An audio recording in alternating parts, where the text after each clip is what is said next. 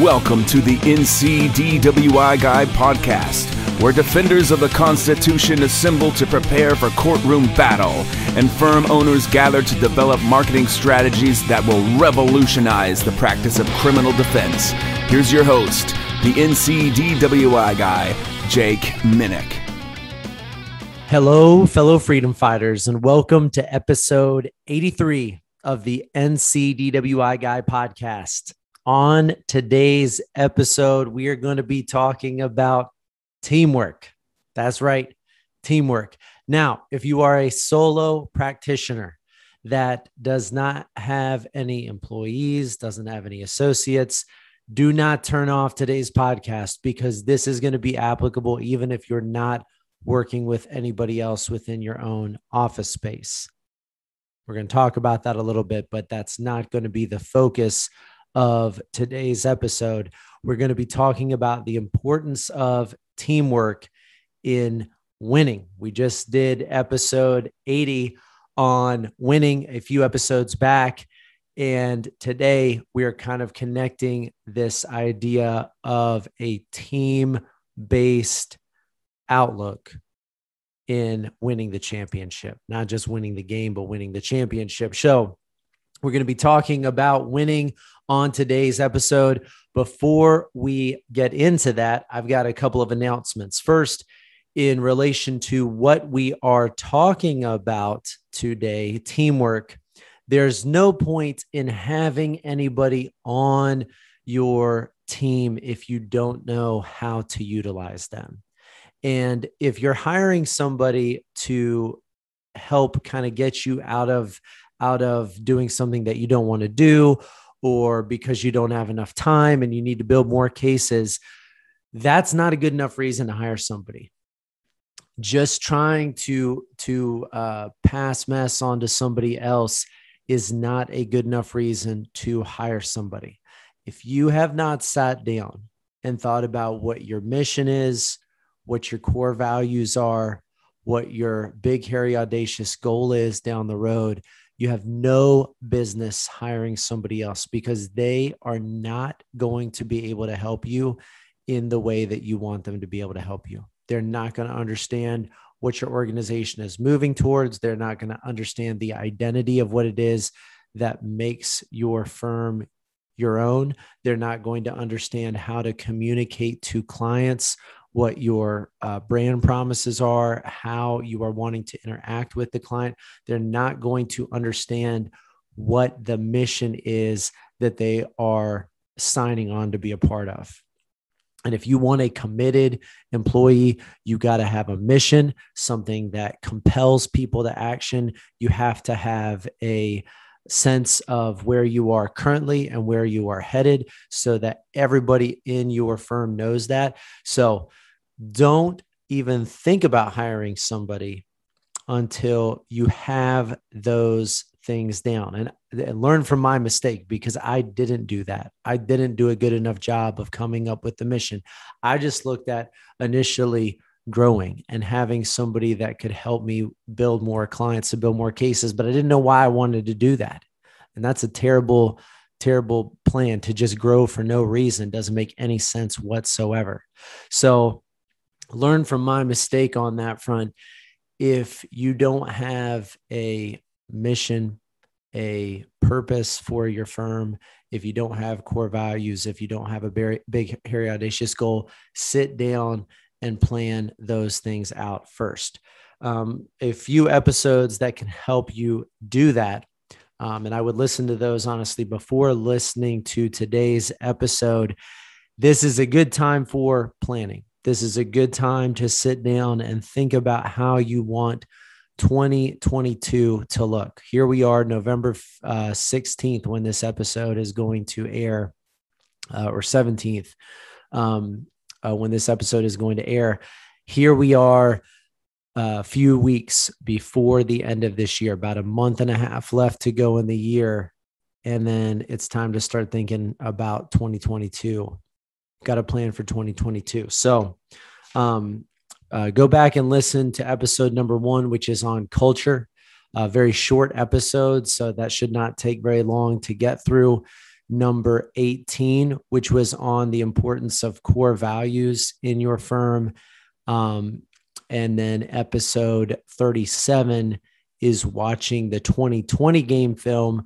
Most of what we're going to be thinking about in terms of looking back at 2021, and then how does that help you to figure out where you're going in 2022 would apply. So watching the 2020 game film was very much an episode about kind of the year in review.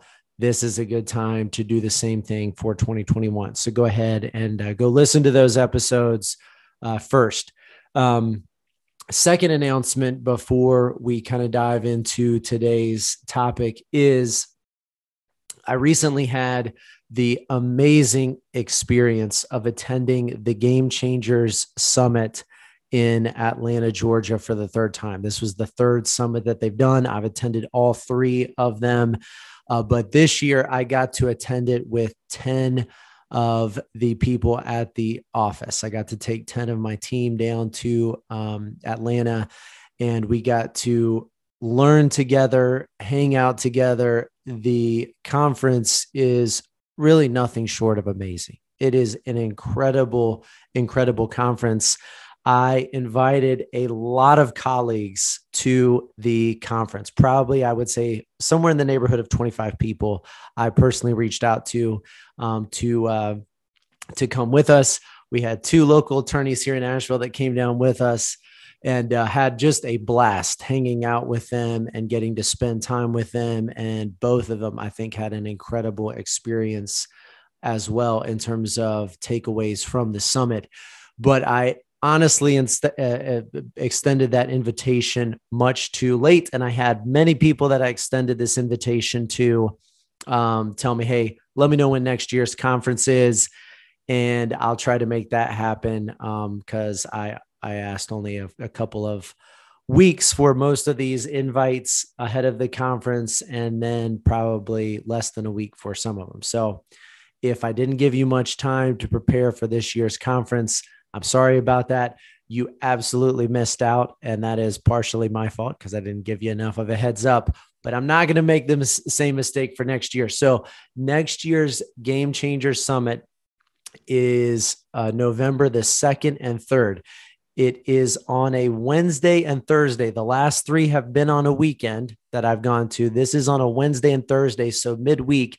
And the reason why they are doing it midweek, at least this is my expected reason that they're doing it midweek, is because they're doing it at the Mercedes-Benz Stadium in Atlanta, Georgia. This conference is taking place in the Atlanta Falcons Stadium. It's going to be big, amazing, incredible lineup of speakers have been at every conference, and hands down, this was the best one so far. This Game Changer Summit 3.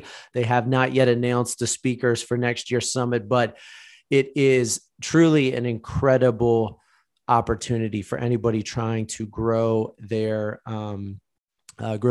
firm. If you're interested in going, I'd love to talk to you about it. What is learned at that summit?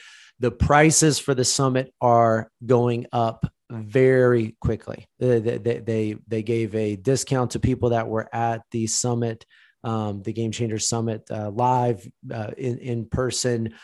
And then they've already increased the cost of the ticket twice in the last week. So this is something that is going to get more expensive the longer that you wait. And it's harder to plan for something that is only a couple of weeks out. And I get that for anybody I extended an offer to. I definitely did not, again, give enough time. I'm not getting paid by CRISP to advertise this summit. So if you think, why in the heck is Minnick so excited about this summit or trying to get me to spend my money on this summit, maybe he must be making a cut. I am not. Maybe I should go tell CRISP that they need to pay me for this time. Not going to do that, but this is truly a game-changing opportunity for your firm and for your personal life. It is an incredible mindset orientation in terms of how to market your firm, how to grow the culture that you want to grow at your office, how do you want to represent yourself to clients? The speakers, again, are incredible. The presentations are incredibly well thought out. It is energizing. The people that go to the conference are just a blast to hang out with. And if you're going to go and you listen to the podcast, please let me know, because I would love to organize some sort of a get together for North Carolina defense attorneys at Summit 2022. I am a huge Panthers fan, so maybe I'll wear my Panthers jersey inside the arena, so that I can make sure that anybody that's there on behalf of the Falcons is not gonna take for granted the fact that we're coming into their house, and hopefully we'll be able to be successful on the football field as well. But again, if you're interested in going to that, it is really an amazing legal conference. I mean, it's just incredible. So I'm putting that on the radar early. Don't tell me that you did not get the memo on that front. Plan your midweek of the first week of November of 2022. Now get that ticket ordered. Let me know, because love to hang out at the conference with you. I'm planning on getting my team back to the conference next year as well. Again, if you want to ask me, do I think it's worth going to this? Again, I've attended all three of these things. And then this past summit we tried to take our entire team. A couple of people at the office were not able to make it, but we had 11 people at the conference. So again, it's a amazing experience. I wouldn't be wasting my own team's time if it wasn't well worth it. And I'm telling you, everybody came back energized and full of ideas and ready to go. So again, can't build that up enough. It will live up to expectation no matter how much I tout it. So I'm not worried about over sensationalizing this conference.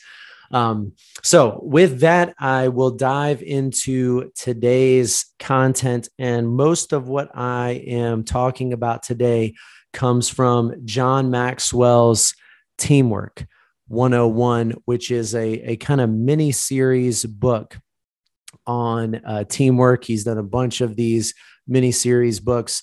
This is our reading at the office for quarter number 4. Every quarter we pick a book. We get it for the entire team.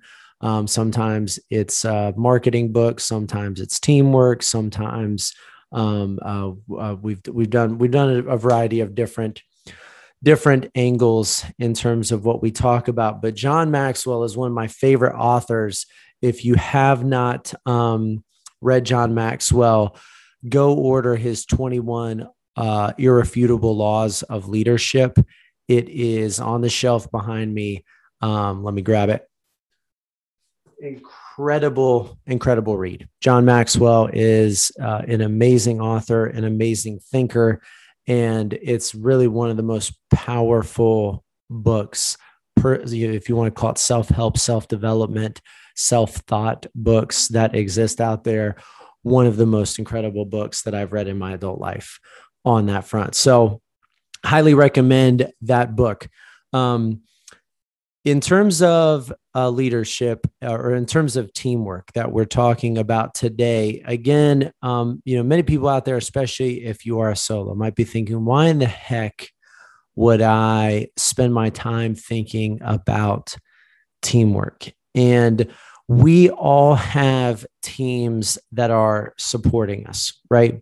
When you think about an organizational team, a lot of times, if you're thinking about it in the firm context, maybe you're thinking about other partners, associates, paralegals. So effectively either co-owners of your firm or employees would be how you would think about that. And we are going to talk about these lessons as applied to the team in that setting. But you also have other teams that are involved in your success as a business, as a firm. First and foremost, if you have a family, your family. Not only is your family supporting you, your spouse, your extended family supporting you.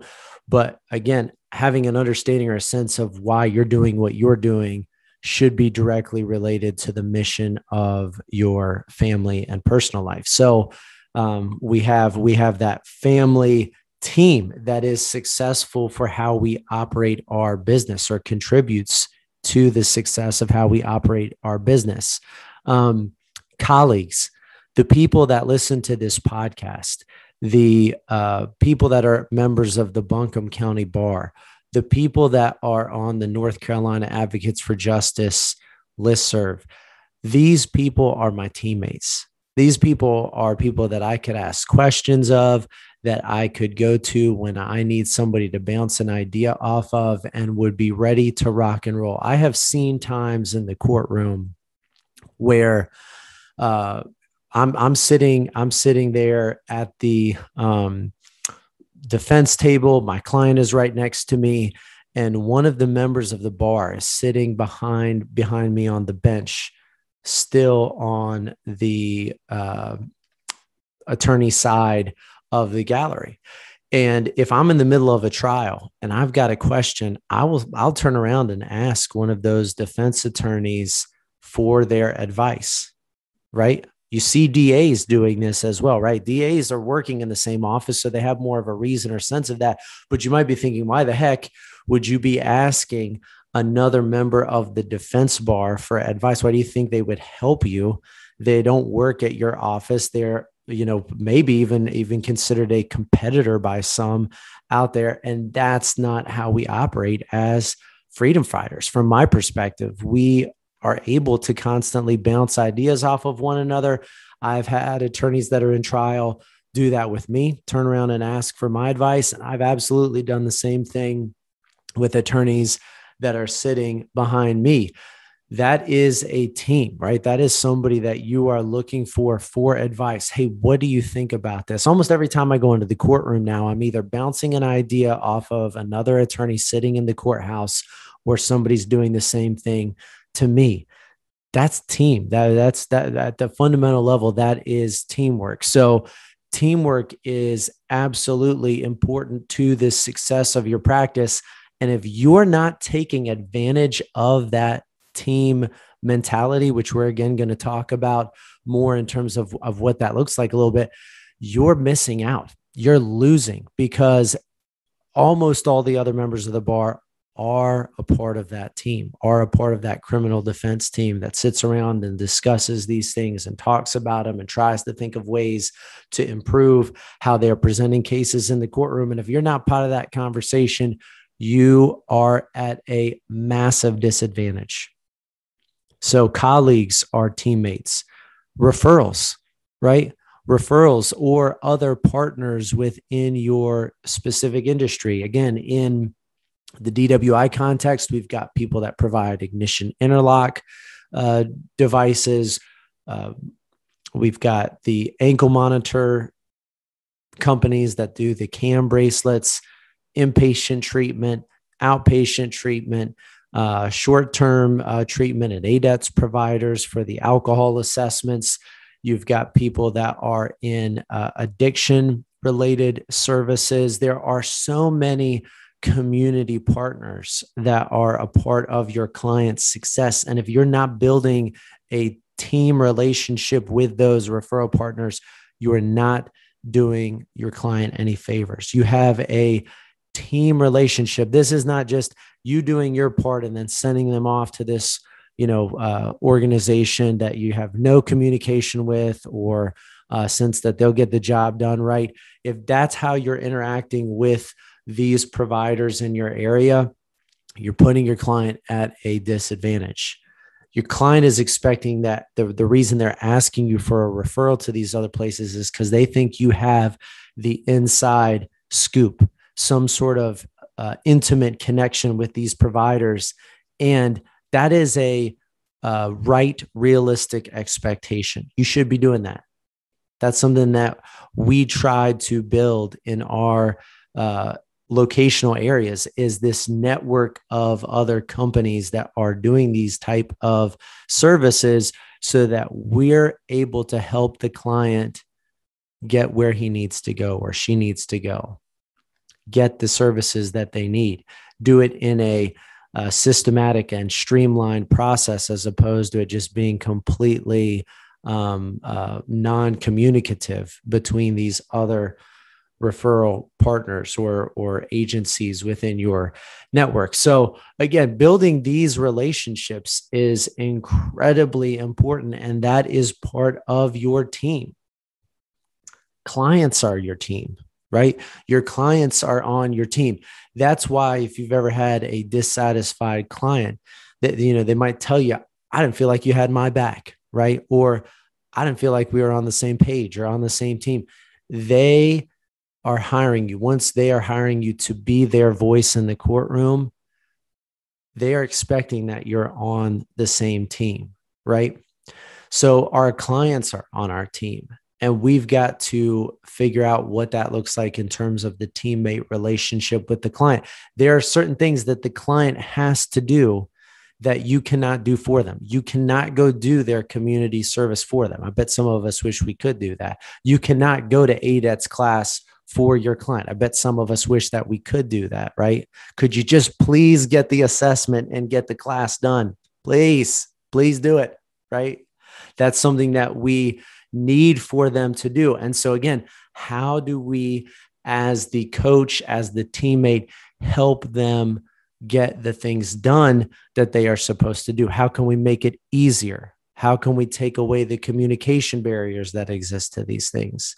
How can we get the information to them early on in the process so that they have the most time to plan on getting these things done?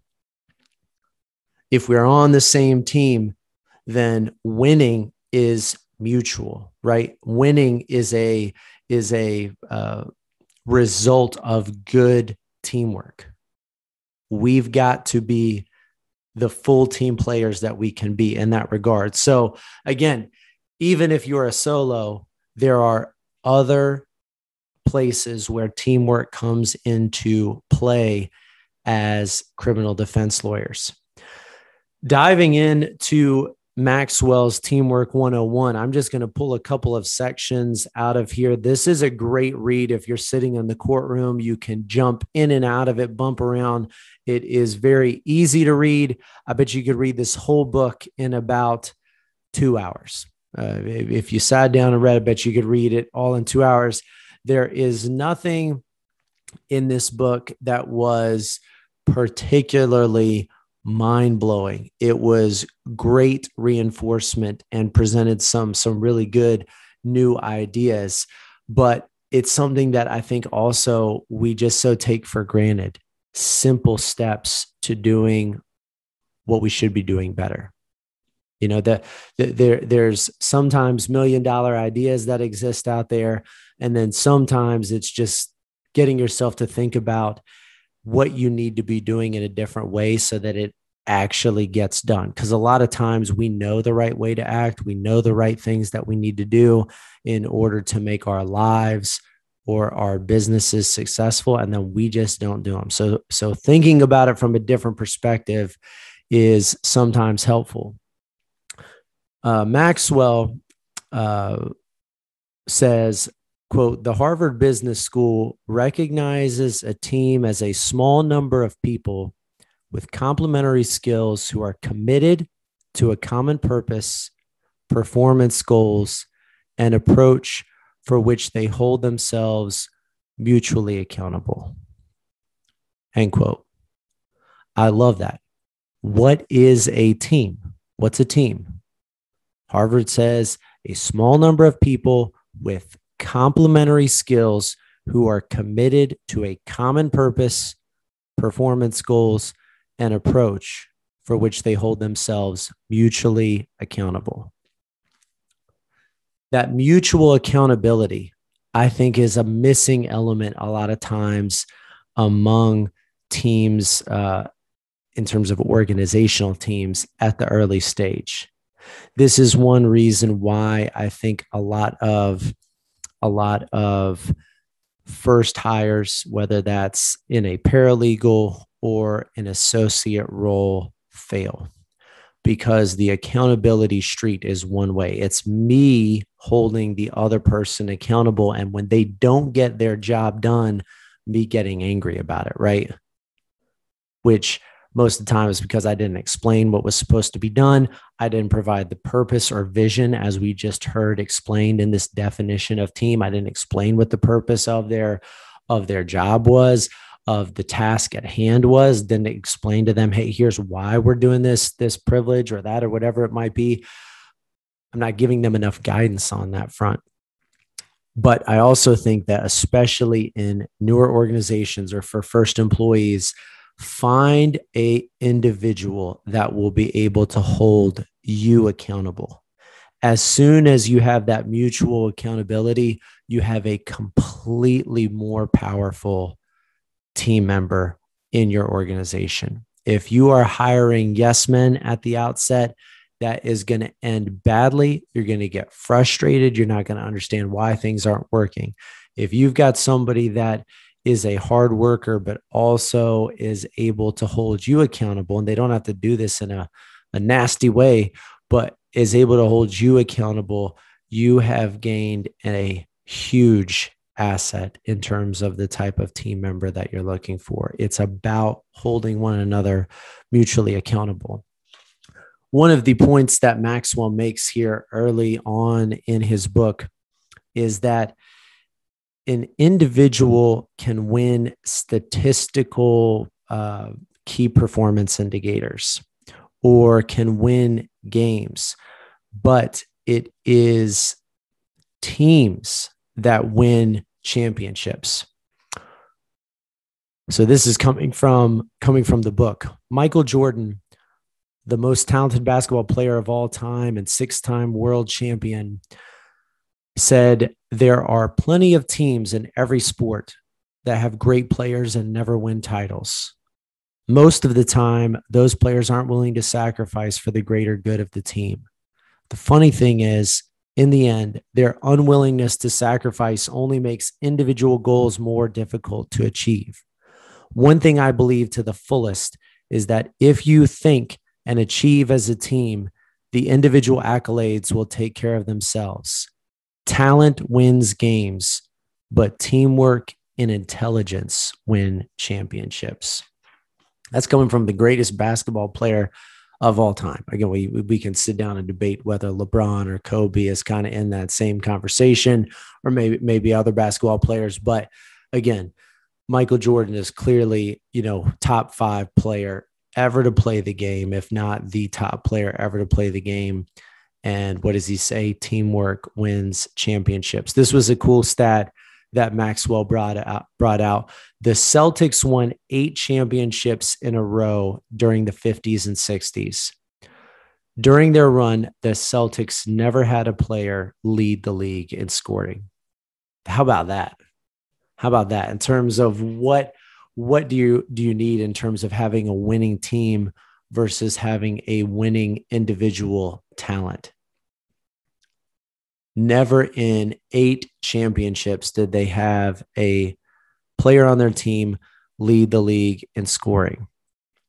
The New England Patriots, and again, maybe now a couple years removed from the crazy streak that they went on, but the New England Patriots locker room states, quote, individuals play the game, but teams win championships. And you can see this, I feel like, in Bill Belichick's kind of do your job mantra, right? It's not about individually having the most passing touchdowns, having the most sacks, interceptions, whatever it might be.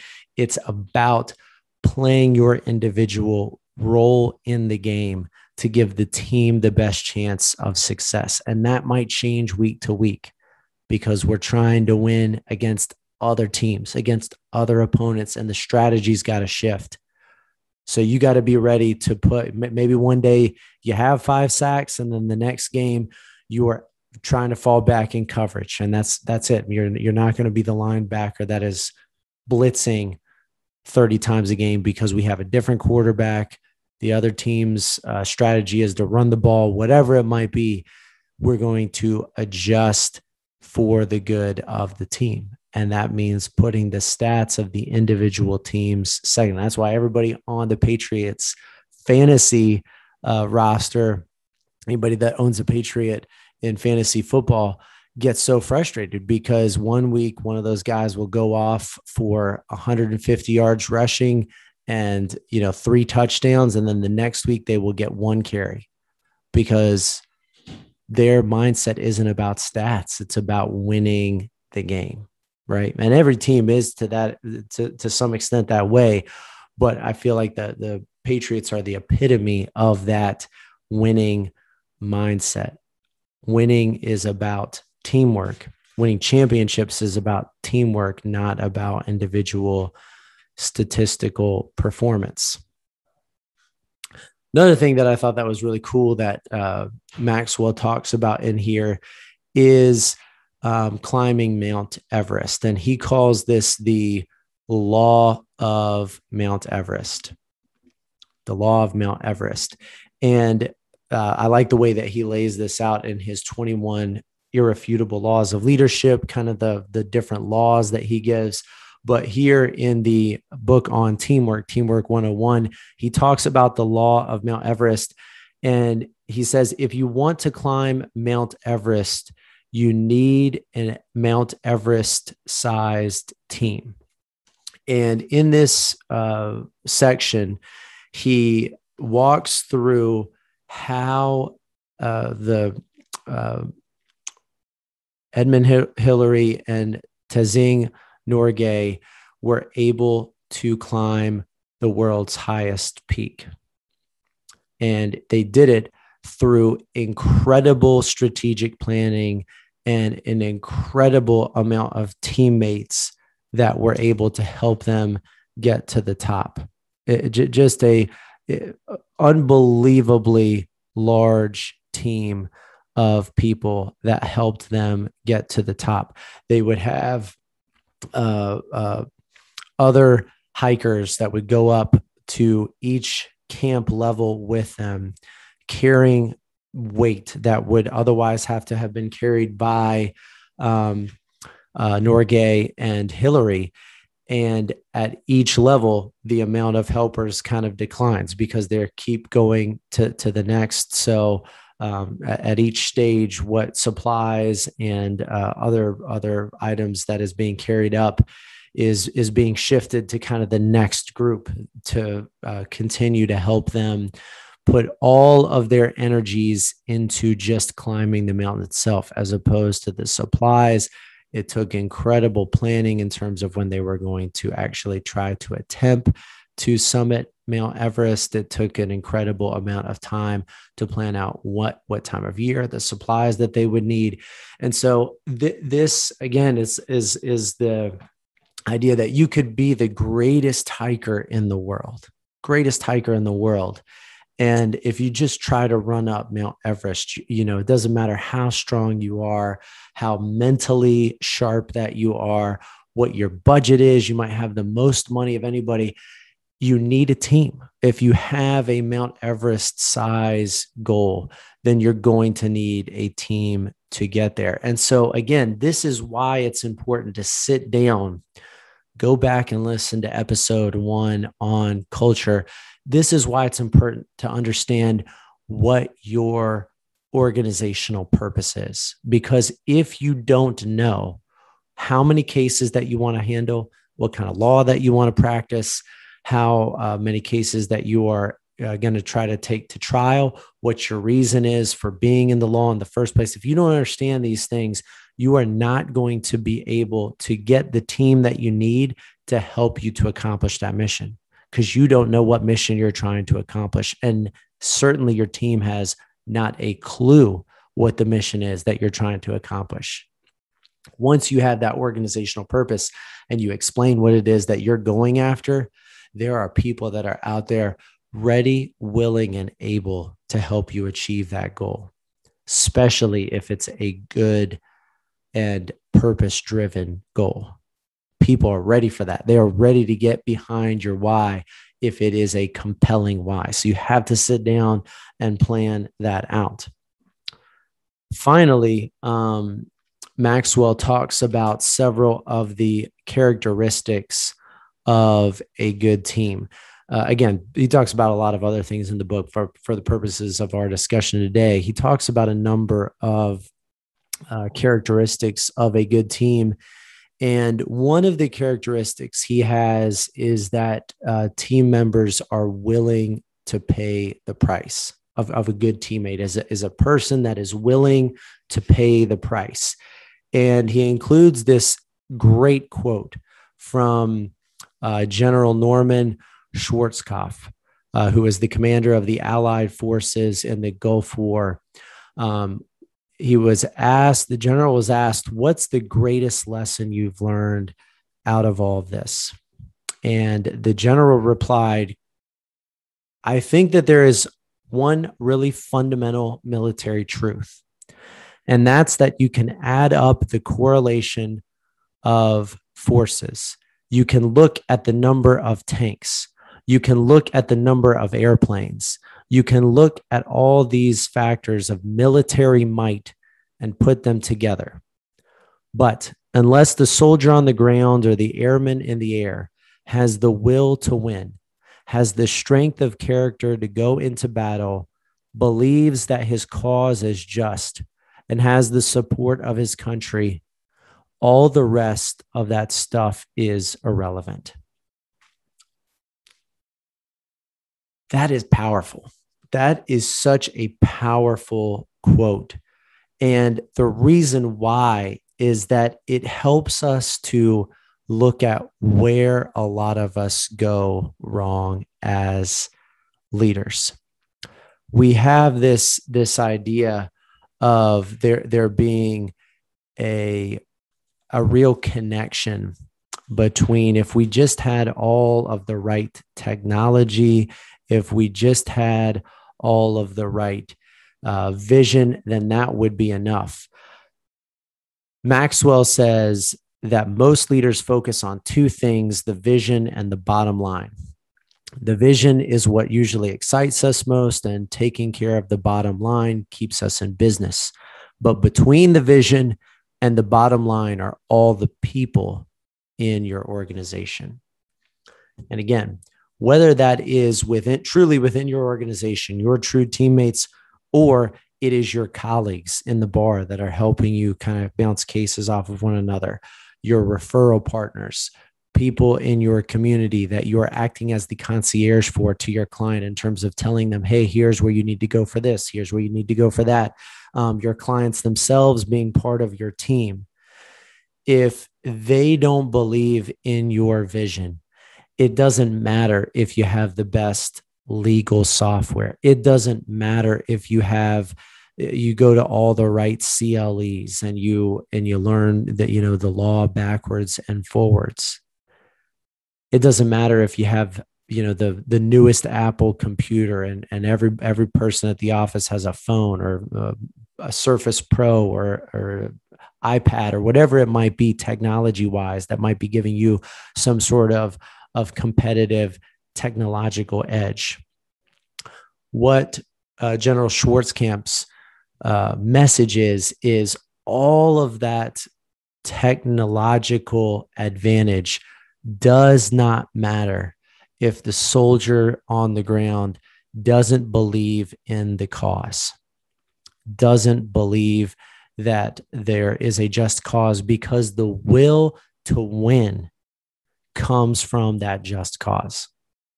That's why the purpose of your firm is so important, because that's how you are attracting other people to get behind your vision. You may even have the vision, but if you can't communicate it to other people, you're not getting other people's buy-in that want to see you succeed, right? If you want an employee that is clocking in at 8:30 and clocking out at 5, and I don't just mean walking in the door and walking out the door at those times, I mean just mentally checked out unless they are on the clock. Whatever fire is going on at the office doesn't matter, because I clock in at 8:30 and I clock out at 5. If you want that employee in your office, then you better get some really good technology because that's going to be your only competitive advantage. But if you get people that believe in what you're doing as an organization, as a law firm, then whether it is employees or referral partners or past clients that are now sending a new person your way, if they believe in what you're doing, you are going to have an army of people behind you that want to see you succeed, that do not want you to go out of business, that want to see you have incredible success in the community. That's what you're trying to build. That's the kind of teammate that you have the capability to build with the right vision. People that want to see you win. So let's be better teammates. Let's be better attorneys and better law firm owners by first and foremost being better teammates to one another, right? Being a better team. We can do that in a community setting. Let's get behind one another. Let's support one another, because that's the easiest way to win, is to have a great team around you. If you need a teammate, if you need somebody to talk to, I'm here. I'd love to talk with you about a case that you have, about business, whatever it might be. I'm always energized by talking about how to handle a case or how to succeed in delivering exceptional service to clients. Love talking about that kind of stuff. But talk to other people in your local bar, talk to your clients and get a better sense of what would being a better teammate look like for them. Talk to your referral partners. How can I get better information to you so that my client will be able to get in touch with you more easily? Will have everything that he needs paperwork wise when he walks into your office and doesn't have to make multiple trips. How can you be a better teammate? Generally, it's going to be through service. Generally, it's going to be through giving of yourself that you become a better teammate. That's how great teams are formed, is through selflessness. The higher the goal, the loftier the goal, the more individuals that you will need on the team, and the more selfless those individuals will have to be. So let's support one another. Let's be better teammates, and look forward to speaking with you again next time. If you found the information in this podcast to be valuable, I simply ask that you pay it forward and share this podcast with another member of the legal community. Also, if you would leave us a rating or a review on whatever platform you're listening on, I would greatly appreciate it.